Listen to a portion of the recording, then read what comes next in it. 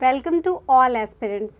मेरा नाम है श्रेया। आज हम डिस्कस करेंगे ह्यूमन ज्योग्राफी का टॉपिक रीजनल सिंथेसिस या प्रादेशिक संश्लेषण।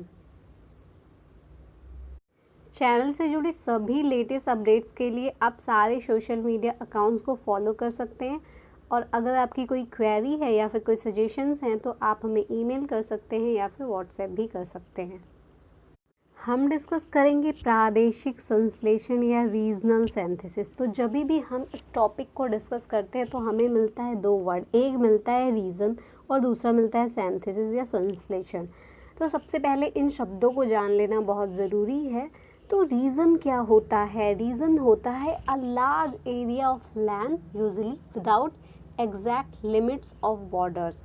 एक समान विशेषताओं वाला एक कोई भौगोलिक क्षेत्र जो होता है वो प्रदेश या रीजन कहलाता है। नेक्स्ट बात आती है सिंथेसिस या संश्लेषण क्या होता है।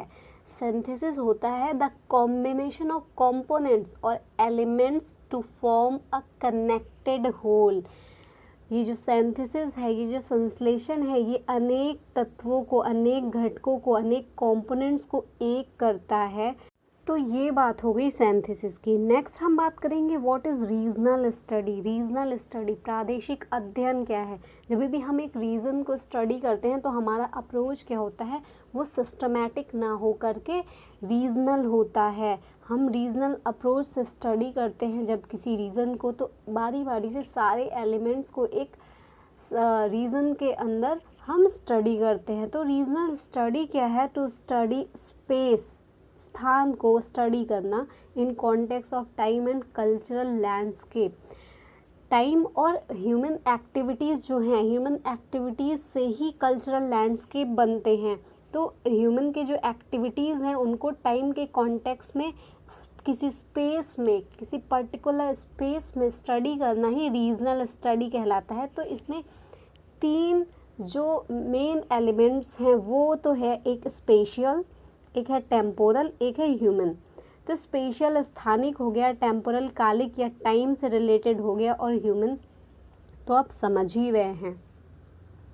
तो रीजनल सिंथेसिस को बहुत ही सिंपली समझा जा सकता है कि एक रीजन होता है और सिंथेसाइज होता है, उसका जो प्रोसेस होता है वो होता है सिंथेसिस का।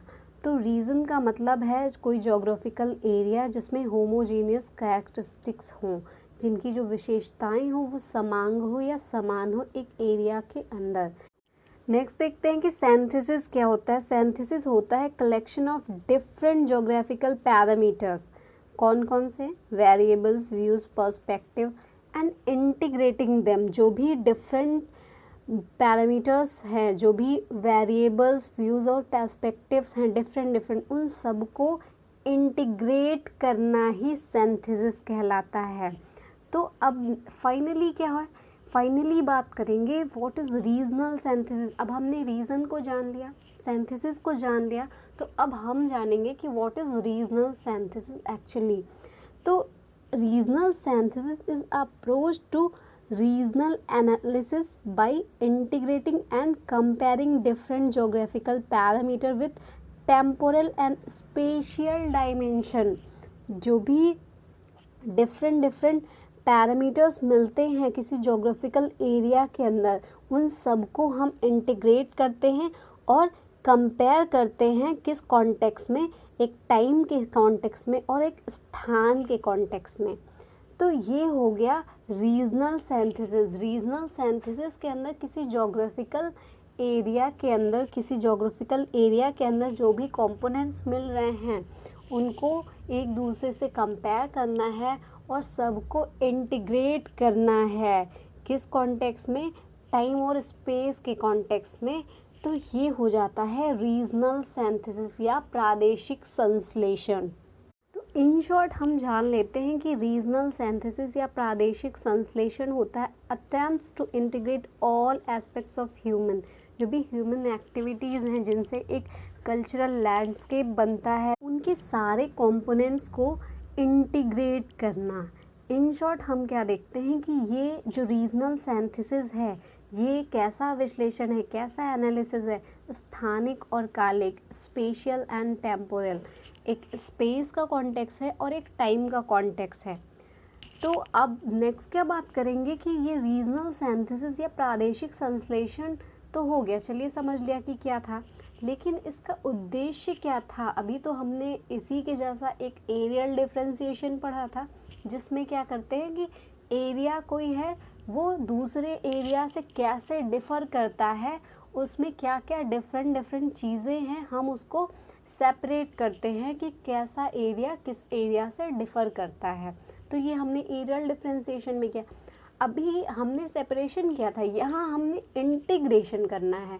तो इस इंटीग्रेशन का, इस सिंथेसिस का क्या मतलब है, इसका उद्देश्य क्या है, क्या पर्पस क्या है, इसको ज्योग्राफी के स्टडी में लाने का, वो हम देखेंगे। तो इसका उद्देश्य है किसी क्षेत्र के सभी आंतरिक, सामाजिक, आर्थिक, पारिस्थितिक, रूपात्मक विशेषता को समाहित करना और क्षेत्र के साथ तुलनात्मक अध्ययन करना, ये इनका उद्देश्य था। तो ये जो रीजनल सिंथेसिस है, इसके जो प्रमुख समर्थक थे वो हैं BJL बेरी। ये एक ब्रिटिश अमेरिकन ह्यूमन ज्योग्राफर थे। बेरी जो हैं वो सिटी और रीजनल प्लानर भी थे। इनका जो अर्बन एंड रीजनल रिसर्च है 1960s में ज्योग्राफी में एक सोशल साइंटिफिक रेवोल्यूशन लेके आता है, और बेरी सबसे स्थापित भूगोलवेत्ता बन जाते हैं लगभग 25 साल से ज़्यादा समय के लिए। इन्होंने एज अ प्रोमिनेंट ज्योग्राफर के रूप में काम किया। इन्होंने रीजनल सिंथेसिस में एक मैट्रिक्स दी। एक मैट्रिक्स की बात करते हैं BJL बेरी कि रीजनल सिंथेसिस जो है वो एक मैट्रिक्स के द्वारा समझा जा सकता है। तो उनका जो मैट्रिक्स है वो टाइम, प्लेस और बाकी ज्योग्राफिकल एट्रीब्यूट्स को ध्यान में रखते हुए बनाया गया है। इनका जो मैट्रिक्स है उसमें है एक रो, एक कॉलम और उससे बनती है एक सेल। तो ये जो है ये है रो, ये जो है वो हो गई कॉलम, और इस रो और कॉलम के मिलने से जब भी एक रो बनती है और एक कॉलम बनता है, इनके बनने से जो एक पर्टिकुलर एरिया मिलता है वो बन जाता है सेल, उसको हम सेल कहते हैं। नेक्स्ट अब हम बात करेंगे ये जो मैट्रिक्स है वो काम कैसे करती है। अगर हम किसी एक टाइम पीरियड में, मान लीजिए ये है टाइम 1, इसमें एक मैट्रिक्स बन रहा है रीजनल सिंथेसिस का, ये हमारी रोज़ बन गई, सारी रो बन गई और ये बन गए कॉलम्स, ठीक है। तो यहाँ पे ये इधर जा रहा है ये दिखाएगा प्लेस को, ठीक है, और ये वाला जो साइड है ये दिखाएगा ज्योग्राफिकल एट्रीब्यूट्स को, और ये हमारा जो मैट्रिक्स बन रहा है वो टाइम 1 में बन रहा है। तो हम क्या देखते हैं, अगर इधर हम लिखेंगे डिफरेंट प्लेसेस के बारे में, कौन सी, ये मान लीजिए प्लेस 1 हो गया, ये हो गया प्लेस 2, ये हो गया प्लेस 3। तो इधर हम क्या बात करेंगे, जो भी ज्योग्राफिकल एट्रीब्यूट्स हैं, मान लीजिए हमने क्या क्या ले लिया, एक यहाँ ले लिया टेम्परेचर, यहाँ ले लिया प्रेशर, ले लिया यहाँ पे ले लिया रेनफॉल। तो हम क्या देखेंगे, अगर टेम्परेचर देखते हैं किसी एक प्लेस में, एक रीजन में कैसा है, ये इस P1 इस प्लेस का टेम्परेचर हो गया, और वही टेम्परेचर अगर हमको देखना है P2 दूसरे प्लेस पे, प्लेस 2 में क्या है, तो हमें ये वाली सेल मिलती है। अगर उसी टेम्परेचर की बात हम तीसरे प्लेस में करें तो वो डिफरेंट होगी, तो ये सेल जो होगी वो P3 प्लेस 3 के टेम्परेचर की बात करेगी। ठीक उसी तरीके से अगर हम प्रेशर की बात करते हैं तो प्रेशर किसी प्लेस, पहली प्लेस में क्या होगा वो डिफरेंट होगा, दूसरी प्लेस में क्या होगा वो डिफरेंट होगा, और अगर प्लेस 3 की बात करें, P3 की बात करें तो वहाँ भी डिफरेंट होगा। तो ये हमें डिफरेंट सेल मिल गया। अगर हम वैसे ही रेनफॉल की बात करें तो रेनफॉल भी हमें इसी तरीके से डिफरेंट मिलता है। ये वाली जो सेल बनेगी ये प्लेस 1 की सेल है, जिसमें प्लेस 1 में रेनफॉल कितना है ये हमें बताएगा, और नेक्स्ट बताएगा P2 प्लेस 2 की रेनफॉल का क्या है उसको बताएगा डेटा, और तीसरा प्लेस 3 का रेनफॉल कैसा है ये डेटा बताएगा ये वाली सेल। तो ये क्या है, ये मैट्रिक्स जो है वो किसी एक पर्टिकुलर टाइम में है। मान लीजिए हम दूसरे टाइम में किसी प्लेस और उनके ज्योग्राफिकल कैरेक्टरिस्टिक्स की बात करते हैं तो हमें दूसरी मैट्रिक्स बनानी पड़ेगी। ये एक पर्टिकुलर टाइम का है, मान लीजिए ये 5 साल पहले का था, अभी हमें आज का बनाना है। तो जब हम आज का बनाएंगे तो अब ये 5 साल पहले का डेटा तो हमें काम नहीं देगा, तो हम क्या करेंगे, कंपैरिजन करने के लिए हम एक दूसरी मैट्रिक्स बनाएंगे और ये होगा दूसरे टाइम में। टाइम 2 में हमें जो मिलेगा, इधर हम प्लेस लिख देंगे और इधर लिखेंगे जोग्राफिकल एट्रीब्यूट, जो भी जोग्राफिकल कैरेक्टरिस्टिक्स के बारे में हमें उस प्लेस को स्टडी करना है। तो ये बन गई रोज़ और ये बन गए कॉलम्स। ठीक, तो जैसे हमने यहाँ पे टेम्परेचर फिर से लिया, यहाँ पे प्रेशर लिया और यहाँ पे लिया रेनफॉल। अभी हम ये एक दूसरा प्लेस है, मान लीजिए उसी प्लेस का, लेकिन दूसरे टाइम में हम स्टडी कर रहे हैं। ये P1 ही हो गया, ये हो गया P2 और ये हो गया P3।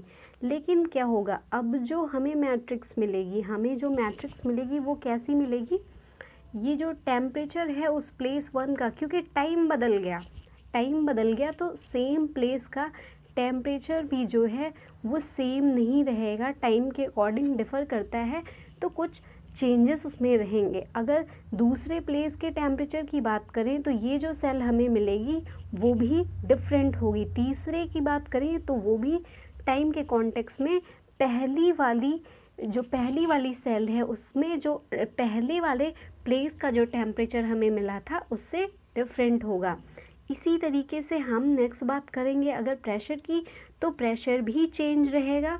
और अगर हम बात करते हैं रेनफॉल का, तो टाइम बदल गया तो उसी सेम प्लेस में रेनफॉल जो है वो भी टाइम के कॉन्टेक्स्ट में चेंज हो जाएगा, तो हमें नई सेल्स मिल जाएंगी। तो ज्योग्राफिकल स्टडी में जो भी हम रीजनल सिंथेसिस पढ़ते हैं उसमें एक प्लेस को टाइम में बाउंड करके उसके ज्योग्राफिकल फेनोमेना जो है उनको स्टडी करने के लिए हम इन मैट्रिक्स का यूज़ करते हैं।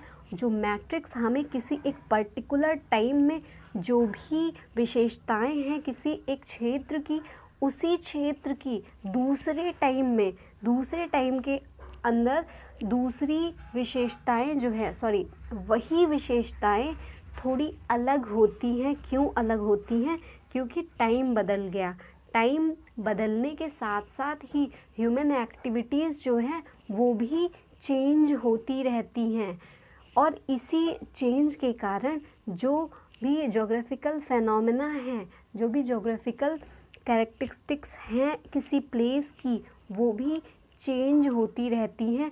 और इस चेंज को ही कंपैरेटिव स्टडी करने के लिए हम रीजनल सिंथेसिस का प्रयोग करते हैं। नेक्स्ट हम बात करेंगे प्रादेशिक संश्लेषण या रीजनल सिंथेसिस की विशेषताओं के बारे में। तो इनकी पहली विशेषता है कि प्रदेश के अनुसार जलवायविक विशेषताओं का अध्ययन किया जाता है। फिर क्या बात आती है कि विभिन्न प्रदेशों के मध्य तुलनात्मक अध्ययन कर सकते हैं प्रादेशिक संश्लेषण के प्रयोग से। नेक्स्ट बात आती है कि प्रादेशिक असमानता को ध्यान में रख के नीति निर्धारण किया जा सकता है। यहाँ गलती से और लिख गया है, तो ये लाइन है, प्रादेशिक असमानता को ध्यान में रखकर नीति निर्धारण किया जा सकता है। और नेक्स्ट विशेषता आती है कि विभिन्न प्रदेशों के स्थानिक विशेषताओं के आधार पर कालिक वर्णन किया जा सकता है। टाइम के संदर्भ में उस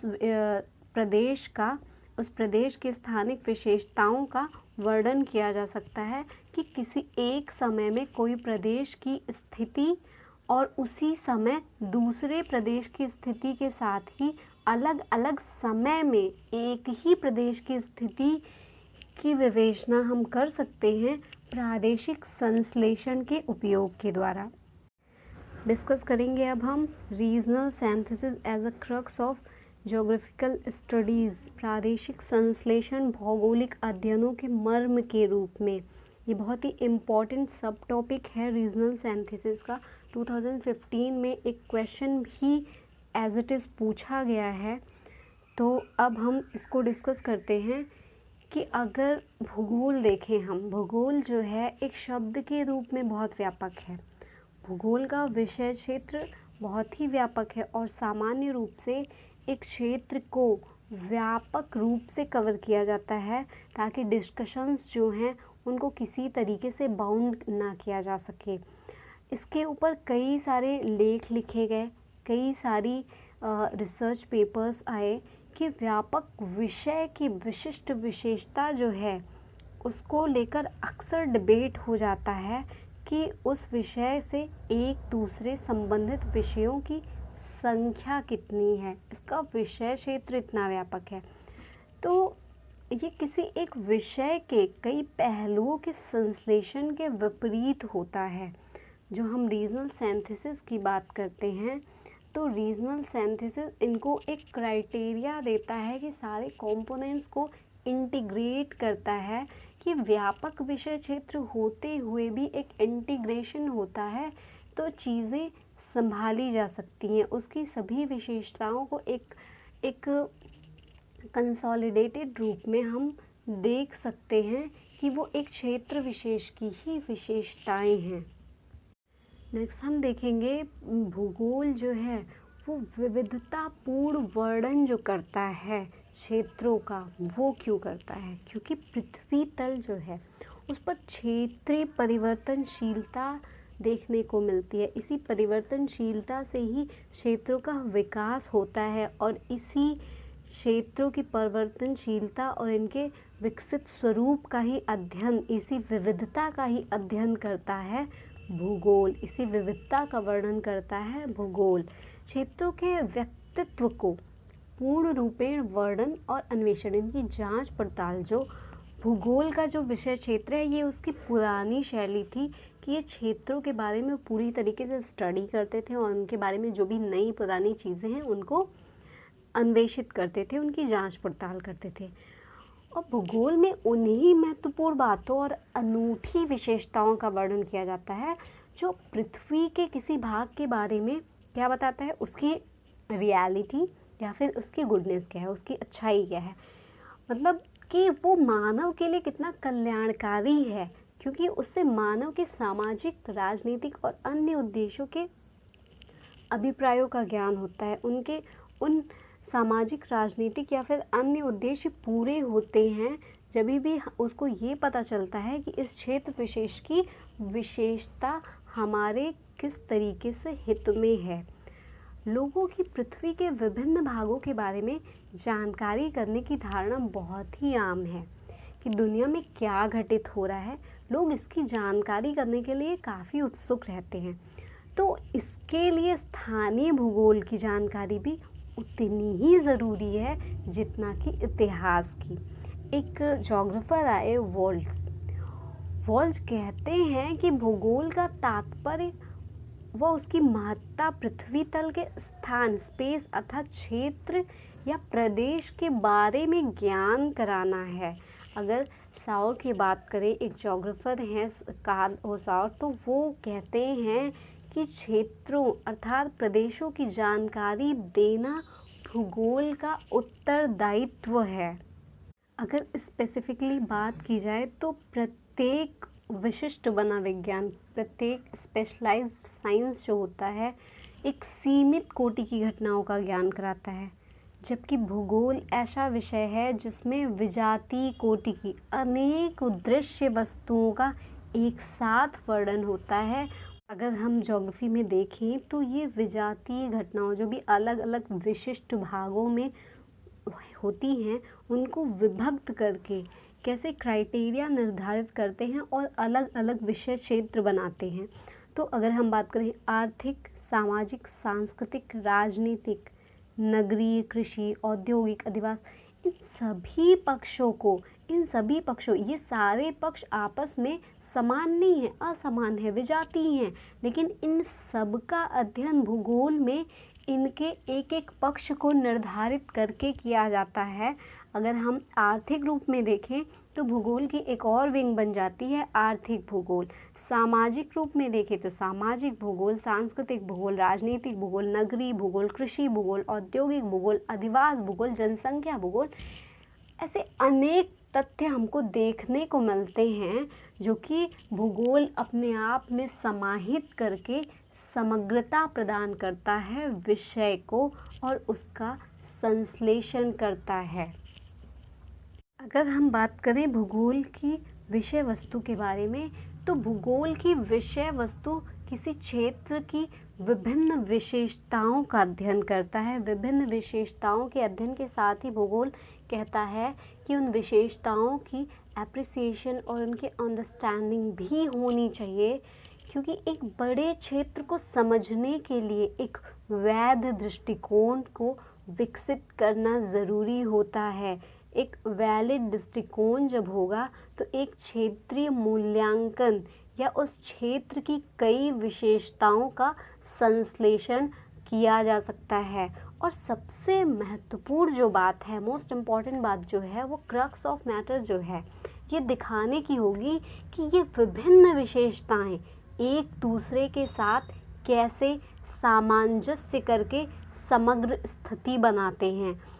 उस क्षेत्र के उस बिंदु पर जिस पर विचार किया जा रहा है, और इन विशेषताओं ने क्षेत्र के इतिहास और संस्कृति को, उस क्षेत्र को समग्रता के रूप में कैसे प्रभावित किया है, इस बात का स्टडी करता है। तो इन शॉर्ट अगर हम देखें तो सिंथेसिस जो है, रीजनल सिंथेसिस क्या बात करता है, सभी कंपोनेंट्स को समायोजित करने की बात करता है, उनके इंटीग्रेशन की बात करता है।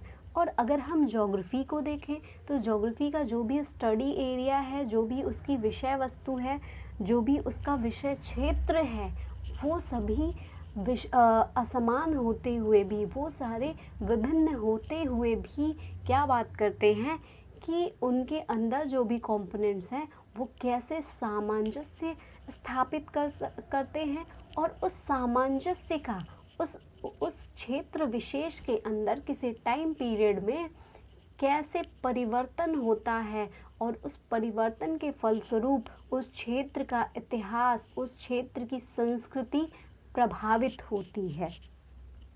हार्टशॉन का जो क्षेत्रीय विभेदन है, एरियल डिफरेंशिएशन है, उसके बाद ही हम रीजनल सिंथेसिस को पाते हैं, उसके बाद ही हम प्रादेशिक संश्लेषण को पढ़ते हैं। तो क्षेत्रीय संश्लेषण और क्षेत्रीय विभेदन जो है वो बहुत ही अलग चीज़ें हैं। क्यों अलग हैं? क्योंकि ये दोनों एक दूसरे के जस्ट अपोजिट हैं।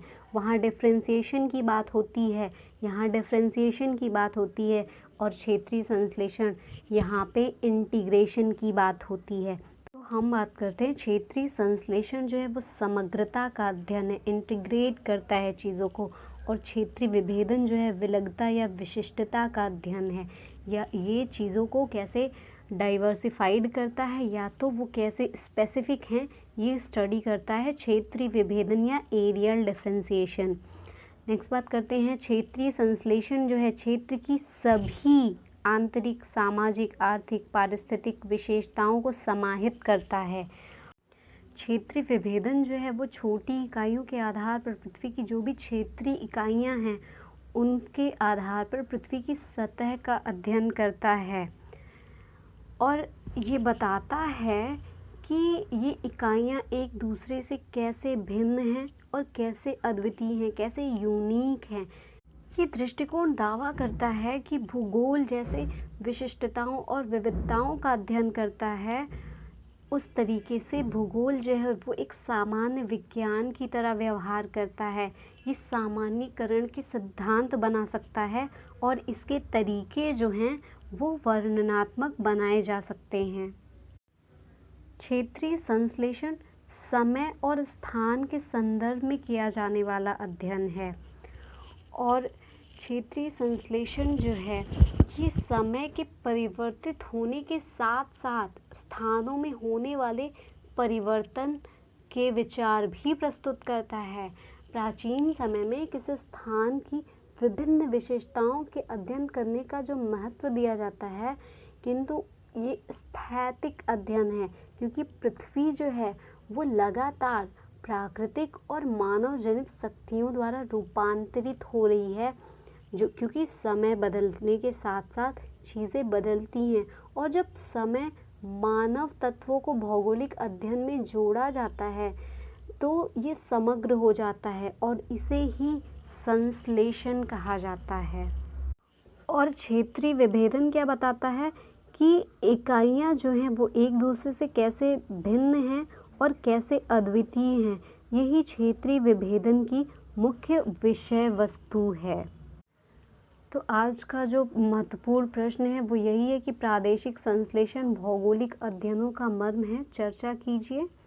तो ये क्वेश्चन आप लिख करके हमें सेंड कर सकते हैं। हमारे जितने भी सोशल मीडिया अकाउंट्स हैं उसके माध्यम से कहीं से भी आप सेंड कर सकते हैं, जहाँ पे भी आपको सुविधा हो। आप ईमेल कर सकते हैं, व्हाट्सएप कर सकते हैं। तो अपनी कॉपी के जो इमेजेस हैं उनको PDF फॉर्म में सेंड करिए। एक ऐसे कंपटीशन कराया जा रहा है, निबंध लेखन प्रतियोगिता कराई जा रही है S2 एकेडमी की तरफ से।